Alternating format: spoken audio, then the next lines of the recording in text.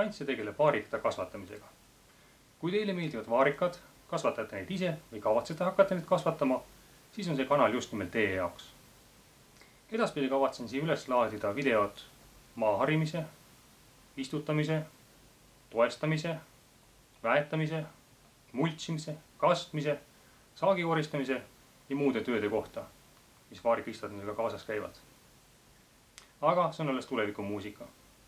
Praegu aga toon välja põhjused, miks teil tasuks hakata vaarikaid kasvatama.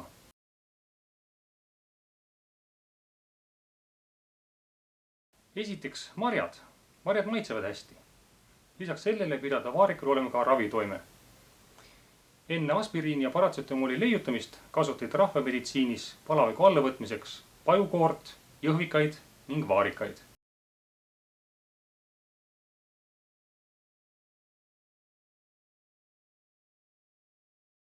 Teiseks, mitu toodet. Põhiliselt kasvatatakse vaarikat marjade pärast. Neid saab kohe tarvitada või valmistada moosi, keediseid, siirupit, mahla, veini ja nii edasi.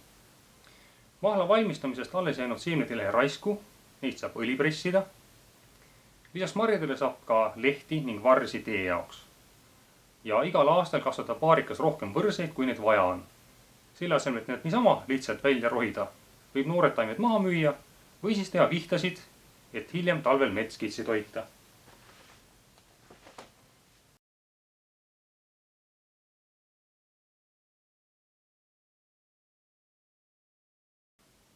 Kolmandaks, pikk iga. Vaarikas on mitmeaastane taim ning kord juba rajatud istandus võib anda saaki 10–15 aastat. Varte eluiga on küll kõigest 2 aastat, aga risoom elab kauem. 15 aastat pole vaarika põõsa jaoks mingi vanus. Lihtsalt vanemad taimed annavad vähem saaki ning istanduse tootlikkus hakkab vähenema.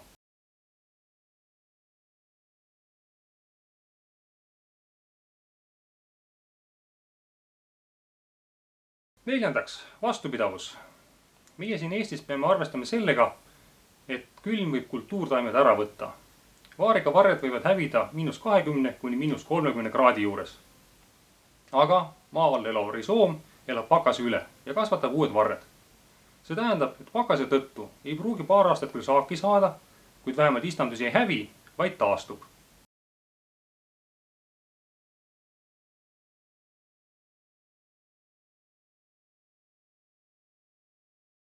Viiendaks, vaarikas õitseb järk-järgult juunist juulini. Ühest küljest on see jälle külmataluvusega seotud. Kui õitsimise ajal langeb temperatuur alla nulli, võib see õied ära hävitada ning pole lootustki saaki saada. Aga kui õitsimine toimub järk-järgult, siis saavad kahjustada ainult osad õied. Teisest küljest toetab pikem õitsmise periood tolmeldamist. Jälle sama põhimõte. Kui õitsimise aeg on lühikene ning just siis on külm, vihmane või tuuline, pole putukatel võimalik õisi tolmeldada ning saak jääb viletsaks. Aga vaarika õied puhkevad järk-järgult 30–40 päeva pikkuse perioodi jooksul. Mingi aeg on ikkagi sobiv ilm tolmeldajate jaoks. Ja kolmas positiivne külg. Kuna õied puhkevad järk-järgult, siis valmivad ka marjad järk-järgult. See võib olla tülikas, kui saaki koristatakse kombainiga, kuid väiketalunike jaoks on see eelis. Saagi koristamise, transpordi, toodangu valmistamise ning müümise periood on pikem ning töötempo on stabiilsem. Puudub nii-öelda tipptund, kus tuleb ööd-päevad läbi rabeleda ning isegi väike kriis selles etapis võib tähendada terve hooaja saagi hävingut.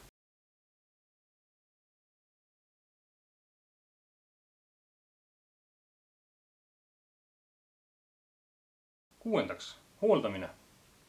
Vaarika põõsast on suhteliselt lihtne hooldada. Võrreldes näiteks õunapuuga on lõikus imelihtne. Vanad varred tuleb ära lõigata, uute võrdsete arvu tuleb piirata ning vilja kandvate varte latva kärpida. Ongi kõik. Väetamine, kastmine ja umbrohu tõrjumine võtavad küll oma aja, kuid ei ole üldse keerulised.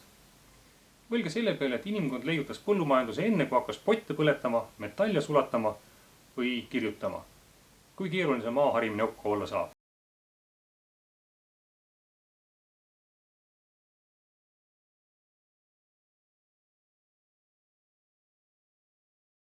Seitsmendaks, kõigil on võimalus. Tänapäeval on väiketalunikel raske suurtega konkureerida.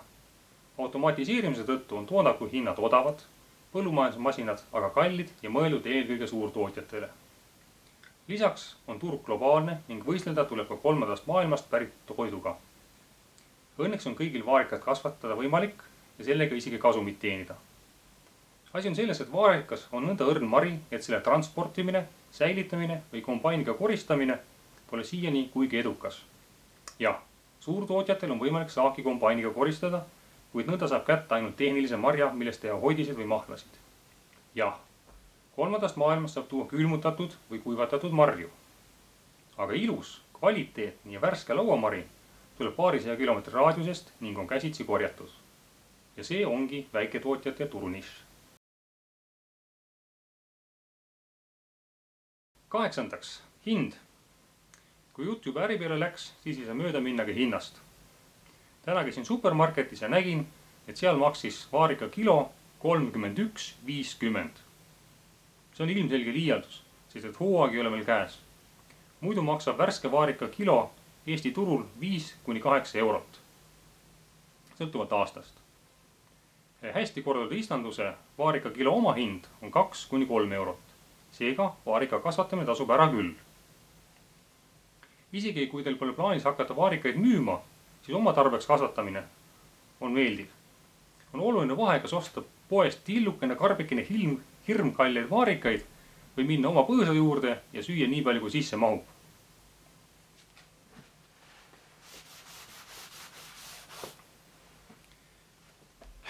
Kas need 8 põhjust olid piisavad? Kas teil tekkis väljakannatamatu soov rajada oma istandus või vähemalt paar potti rõdule kasvama panna? Kas käed sügelevad töö järgi, aga te täpselt ei tea, kuidas pihta hakata? Kui jah, siis kohtumiseni järgmises videos.